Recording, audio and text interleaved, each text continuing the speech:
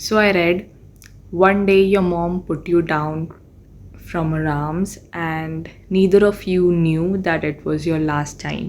Comments में बस लोग सारे सैड मेरी तरह भरे पड़े थे कि हमें क्यों याद दिलाया, ये मतलब याद दिलाना ज़रूरी था ऐसे टाइप का. बट ऑनेस्टली यार अगर मैं बताऊँ तो मैं मम्मी से इतना ज़्यादा क्लोज़ हूँ कि मुझे मतलब ये चीज़ का इतना गम खाया नहीं.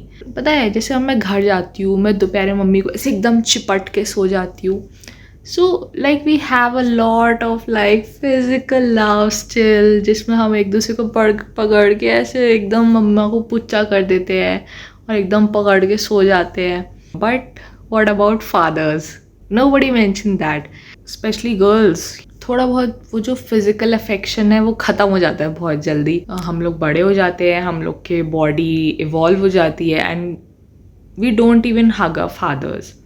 It's not with everyone, but I feel it is with many of the girls. I hope it is not with most of us. Suddenly, like अब हम hug नहीं कर सकते freely, झप्पी नहीं पा सकते, पुच्ची नहीं कर सकते, जबकि मम्मी और भाई तो ये सब काम फिर भी कर रहे हैं.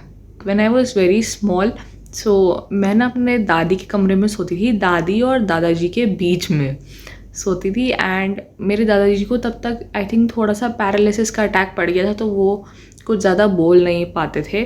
तो मेरे को ना सबकी जैसे स्टोरी सुनना और सबसे बात करना बहुत फैसिनेटिंग सा लगता था. तो मेरे को अभी भी याद है मैं बीच में लेट के और ऐसे एकदम दादाजी की साइड, और मैं उनसे पूछी थी कि यार दादाजी आप क्या काम करते हो, कैसा, जैसे वो एयरलाइंस में थे. दादी मुझे मना करती थी पीछे से कि मत ज़्यादा बातें करो, उनको सोने दो, सोने का टाइम हो गया है. और फिर दादाजी की तरफ पीट करके फिर मैं मुड़ के मतलब दादी से बातें करने लगती थी.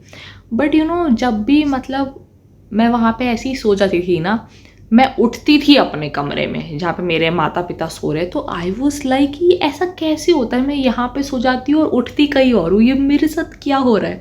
तो एक दिन वो चीज़ पता लगाने के लिए मैंने नाटक किया सोने का. ठीक है, मैंने ऐसे छोटी मोटी आँख बंद कर ली कि मैं सो गई हूँ. और फिर मुझे पता चला कि दादी मेरे पापा को बुलाती कि राजू इधर आ. और पापा मुझे ऐसे एकदम ऐसे एक जैसे बच्चा होता है, आप मैं सोचती हूँ मतलब वो चीज़ एकदम रिवाइंड करके पीछे कि मेरा वेट कितना कम हुआ करता था कि पापा ऐसे हाथ पकड़ के एकदम गोदी में उठा के एंड कमरे में ले जाते थे मुझे, और फिर अपने और मम्मी के बीच में सुला देते थे, जबकि मुझे दादाजी और दादी के साथ सोने का मन करता था. और उस दिन मुझे पता चला कि अच्छा इन लोगों ने मतलब ये ऐसे करते. अब कितना नॉर्मल है मतलब गोदी में उठाना, और अगर मैं ऐसे पापा के ऊपर लेट गई तो ऐसे मतलब हक करना. But now it has become such a taboo.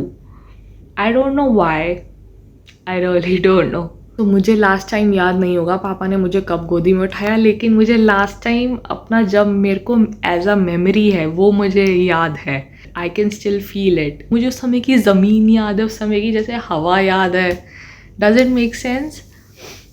ऐसा बाकी लोग के साथ भी होता होगा ना.